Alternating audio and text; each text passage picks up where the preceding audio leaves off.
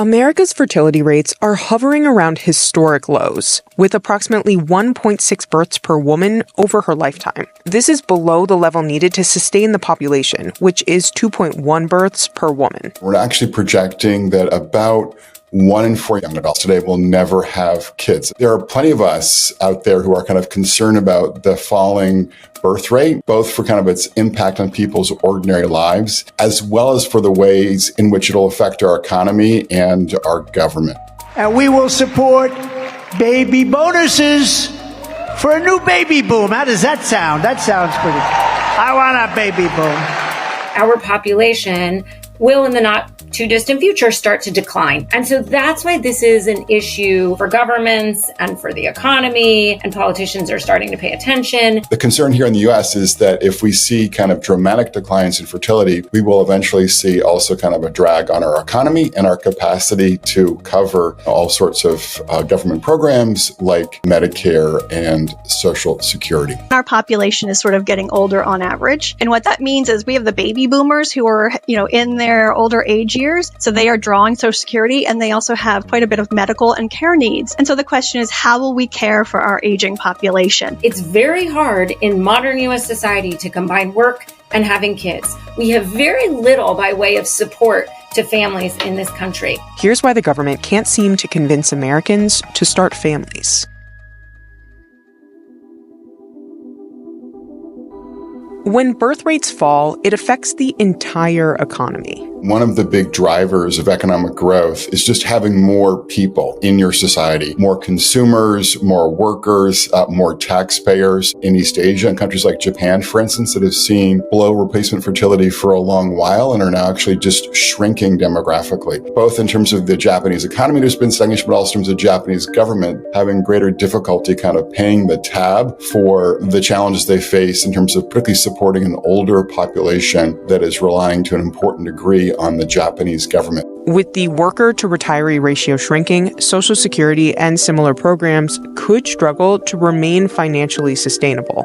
The Social Security trustees put out a report about how long they expect Social Security to stay solvent. I think the current estimation is 2033. So people are worried about that. What's interesting, though, is that the lever that we are trying to force on people now is people should have more children, so that then eventually, 20 years from now or so, we'd have more workers who would then be paying into it. It doesn't seem like a very efficient system to me because it doesn't solve the short-term solvency problem. Leaders across the U.S. political spectrum have proposed ways to address the birth rate decline. You've got Elon Musk, who is essentially having the ear of the president and in the White House. And he's very much interested not only in increasing birth rates, but this notion that the best and brightest should really be reproducing. And then you have someone like J.D. Vance. So let me say very simply, I want more babies in the United States of America. Who have, I would say, a more sort of religiously or conservatively oriented bent about this. So it's not just about increasing births, but it's about increasing births within sort of a traditional family. So marital status is really important to this group. We had the Democrats pushing really hard for an expanded child tax credit. Now the Republicans come out with something called a baby bonus. That's what the New York Times reported. That would be $5,000 allegedly at the time a child is born. This is a pretty common policy in other countries, that there's some extra child allowance, child tax credit, baby bonus sent to parents when they have a newborn. Having a newborn is expensive. Both political parties have proposed policies that provide money to families either in the form of direct cash or tax refunds. But experts say one-off proposals are not likely to move the needle for families. The kinds of financial incentives or benefits that we're providing just really aren't enough to change the calculus of a trade-off of bringing a child into one's household or family. That's an 18-year commitment. It's not just a one-year cost. In particular, the $5,000 baby bonus that's being sort of bandied about is not likely to budge fertility rates.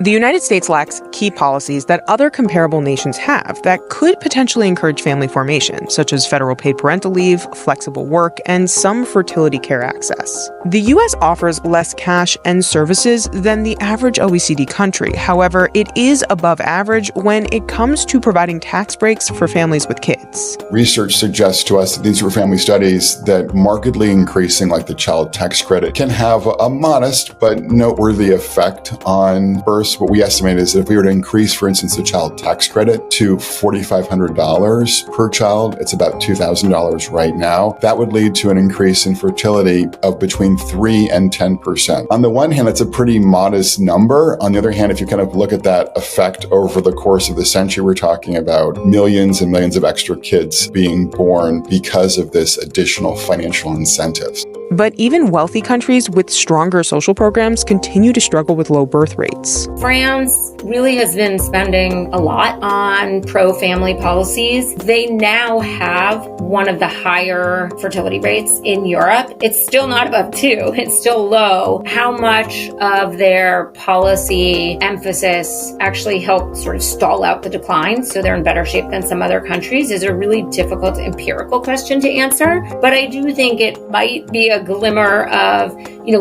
optimism on the policy front, suggesting if we really do a lot to support families, we at least might be able to stall out the birth rate decline. Many governments have attempted to influence or even limit their citizens' family formation practices, such as Japan's recent pro-natalist campaigns or China's one-child policy. But studies have found that these policies may have unintended consequences. It's hard to imagine a scenario where the government can say to people, well, we just really need you to have kids because it's important for our country. Sort of a take one for the team, patriotic kind of exhortation. Like, that's not probably going to happen. They've tried that in China. They're trying it in Japan. They try it in Italy. They try it in Hungary. It doesn't actually work. America's birth rate used to be higher, but it was partly driven by unintended pregnancies, especially among teenagers. We have actually spent years, decades, and millions of dollars from the federal government trying to reduce our teen pregnancy rate, which was much higher than other industrialized countries. And so I think that's a good news story. The downside is births at older ages have not risen enough to offset the declines we're seeing at these very young ages. And so that has driven our overall fertility rate lower, although we all are seeing increases in births to women in their 30s and even in their 40s. So I think this timing issue is also another question. Has this sort of delay in adulthood, the delay in people feeling like they can find a partner, they can afford a house, is all of that pushing childbearing to such a late age that people are going to wind up having fewer children than they intend or than they would like? And that raises a policy question. Is there anything policy can do about that to make people feel like they don't have to wait until their 30s to get started having a family? And this isn't to say people should start having kids earlier if they don't want to, but are there people who would start having kids earlier if it weren't at the same time that a lot of work demands were placed on people? If it were easier to afford a house before you got to your late 30s, are there policy and institutional changes we could make there? The Trump administration has vocally supported increasing access to IVF. However, it also cut funding for IVF research. The White House did not respond to CNBC's request to participate in this report. In thinking about the role of IVF in increasing fertility, IVF is actually pretty complicated. We have companies telling young women, work like crazy during your 20s, and don't worry, we pay for you to freeze your eggs because you can do IVF later. I'm not sure that that's actually going to lead these women to have more children. I think in some sense, we're really forcing the trade-off to the extent we're setting up an expectation that people can delay childbearing to their late 30s. In the end, it might actually exacerbate the low fertility rate or people having fewer children than they sort of ex ante would have liked to have had.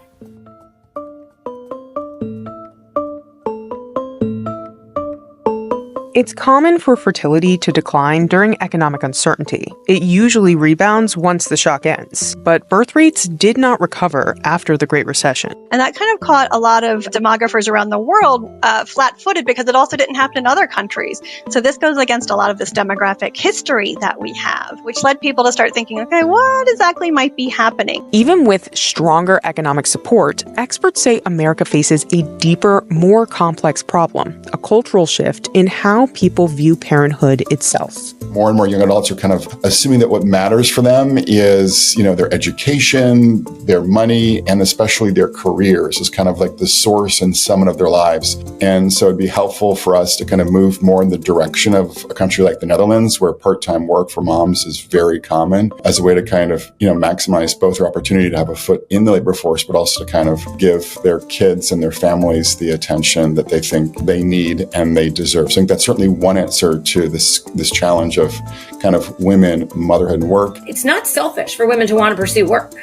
Women also need to financially protect themselves. Parenting is really hard now. We're expected to do a lot. It's really intense. Kids aren't just running around the neighborhood, right? Coming back for dinner. If you're making a rational calculation, am I going to be the one who steps back, who really specializes in raising children and then leaving myself financially exposed? I think that's a decision that some people are making. That's like something as an economist start to tinker with. We know how to suggest changes to the tax code. We're less adept at suggesting changes in bargaining between men and women. But I do think there's real evidence suggesting that that matters.